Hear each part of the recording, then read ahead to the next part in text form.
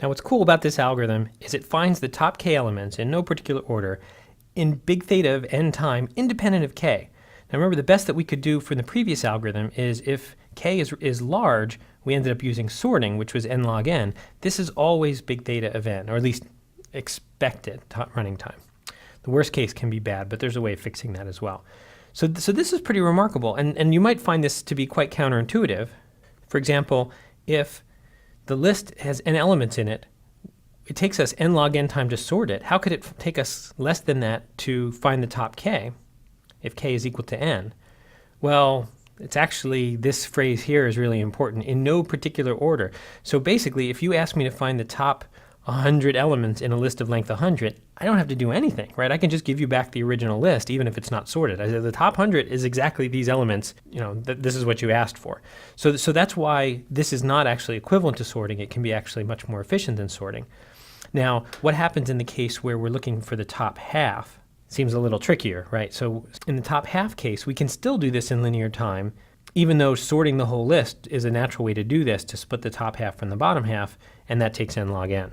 So the key step of this algorithm is going to be the following simple subproblem, kind of interesting, maybe even slightly counterintuitive subproblem, and that is finding the rank of a given value in a sorted list. So we're given L, unsorted, and we're given a value V, and we'd like to find out where V would appear if L were sorted. It's not sorted, but if it were sorted, where would this value V appear in the list?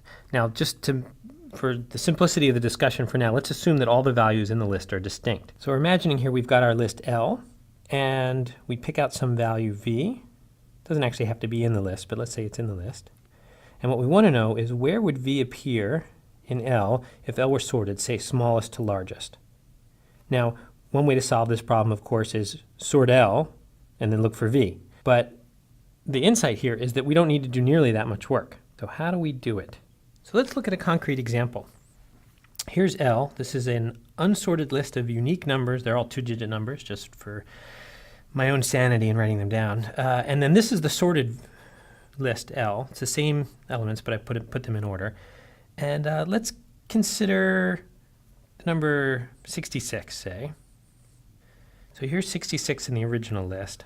How can we figure out, just by scanning through L, where 66 is going to end up in this list? Well, what makes it end up there? It's in position what? 0, 1, 2, 3, 4, 5, 6, 7, 8. It's in position 8. So why is it in position 8? Well, it's in position 8 because there are exactly 8 elements in the list that are smaller than 66. Right? Because once it's sorted, those 8 elements are going to be to its left, and that's what's going to put 66 in the 8th position. So we can just go through this list, making note of the elements that are smaller than 66. 31, 45, not 91, yes 51, not 82, yes 28, yes 33, yes 11, no, no, yes, yes, for a total of 1, 2, 3, 4, 5, 6, 7, 8 elements. So that's how we can know where 66 is going to be in the sorted list, even if I don't tell you this sorted list in advance.